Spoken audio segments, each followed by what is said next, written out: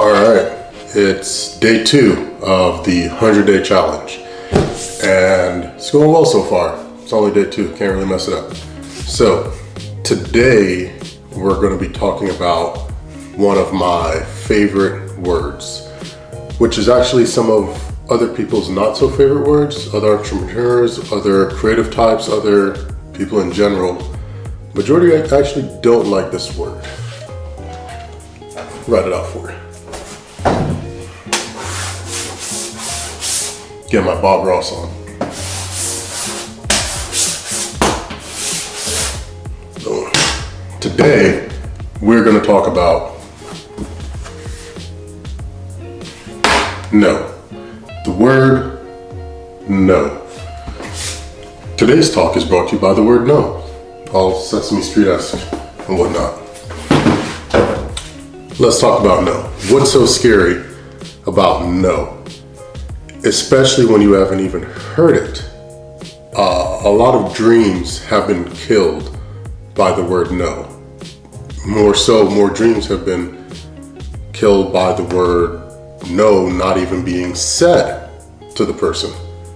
You put that no in your head already and it just sort of freezes you, stops you from taking a step forward. Or why do I mention the word no?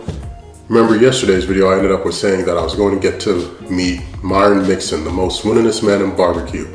Well, did I get to meet Myron?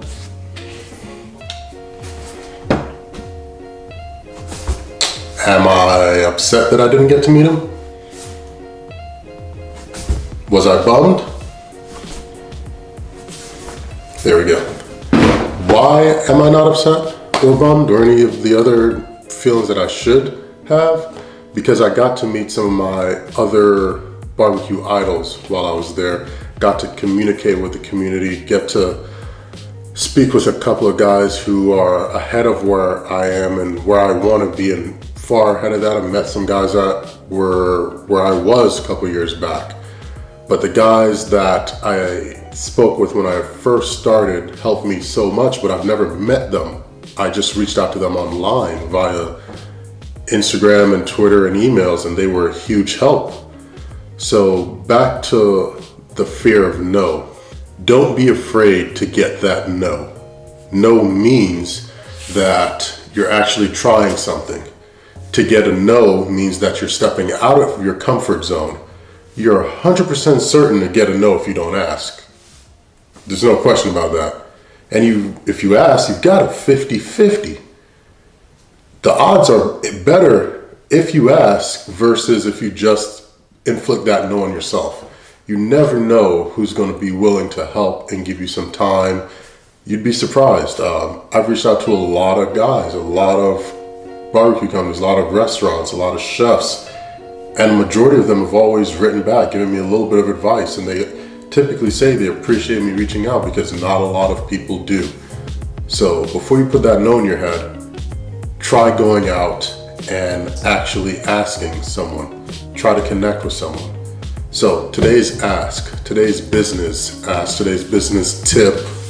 I hope that you started writing stuff down. It's just $8 on Amazon. Get one. It's really cheap. My ask of you today is to try to connect with someone.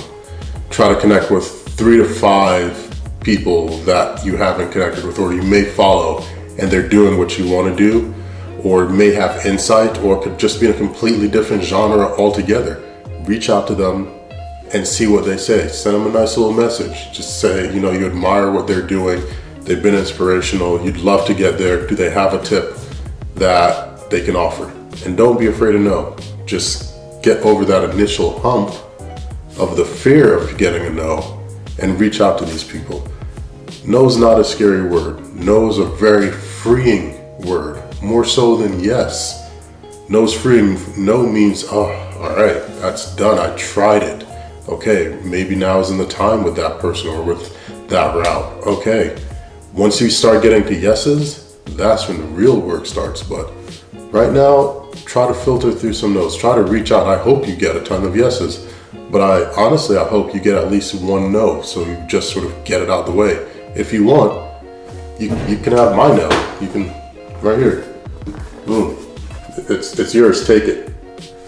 I've given you your first no. I don't want it, but you can take it. Now that you have that no, go out and do something. Go out and meet somebody. I'll see you guys tomorrow for day 3.